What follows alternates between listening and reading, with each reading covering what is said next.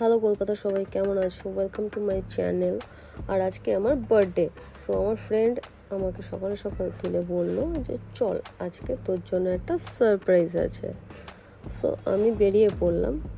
বললাম যাদবপুর থেকে ডান দিকে নিয়ে আমি বলে যাচ্ছি ওকে যে আর কত দূর যেতে হবে। সো আমাকে বলেই যাচ্ছে যে চল চল।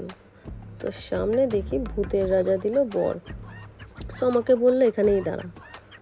তারপর বললো যে এখানেই যাব আমরা, ভূতের রাজা দিল বর, আর এটাই তোর জন্য সারপ্রাইজ। সো আমি চলে গেলাম ভেতরে।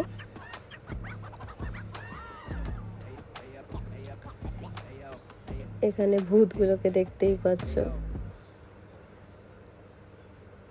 আর সব থেকে অবাক করা হলো আমি গিয়ে দাঁড়িয়েছি আর দরজাটা খুলে গেল। তারপর কোথায় বসবো, ব্যাস বসেও গেছি। তারপর আমি নিজেই বলছি ভূতের রাজা দিল বর। সো এদের জায়গাটা দেখে নাও, খুবই সুন্দর। এটা হলো যাদবপুরের আউটলেট এটা।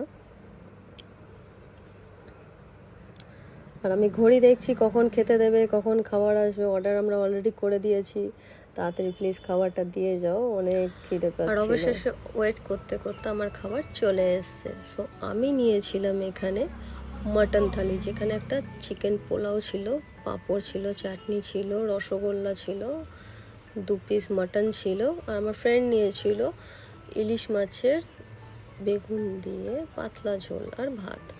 আর আমার যা খিদে পেয়েছিল, আমি ওয়েট না করে আমি আগেই আমার ফ্রেন্ডকে বলে দিলাম আগে আমি খাবো তারপর তুই খাবি। সো ইয়ার্কি মারছিলাম। যাই হোক, এটা বলে আমি খেতে শুরু করলাম, মানে টেস্ট করতে শুরু করলাম যে কেমন হয়েছে। সো একবার খেয়ে বুঝলাম না, আর একবার খেলাম, ভালোই লাগলো বেশ। সত্যি ভূতের রাজা দিল বরের, মানে সব খাবার তো আমি জানি না কেমন, বাট যেটা অর্ডার করা হয়েছিল সত্যি খুব ভালো ছিল।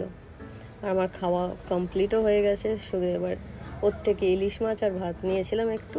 ওটা খাওয়ার আগে আমার মাটনটা আমি শেষ করার চেষ্টা করছিলাম। তো আমি আমার ফ্রেন্ডকে বললাম তুই একটু খাবি।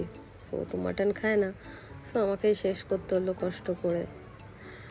আর সিরিয়াসলি ভূতের রাজা দিল বরের যে রসগোল্লাটা আছে, সিরিয়াসলি খুব ভালো। আমি মিষ্টি খাই না, বাট ওটা খেয়ে আমার বেশ ভালো লেগেছে। আর লাস্টে আমাদের পান দিয়েছিল, আমি তো পানও খাই না।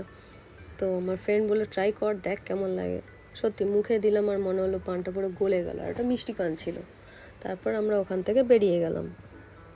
আরও তো প্ল্যান করতে হবে রাতের।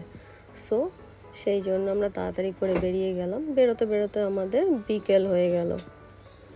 সো আমরা এখন যাচ্ছি বাড়ির দিকে।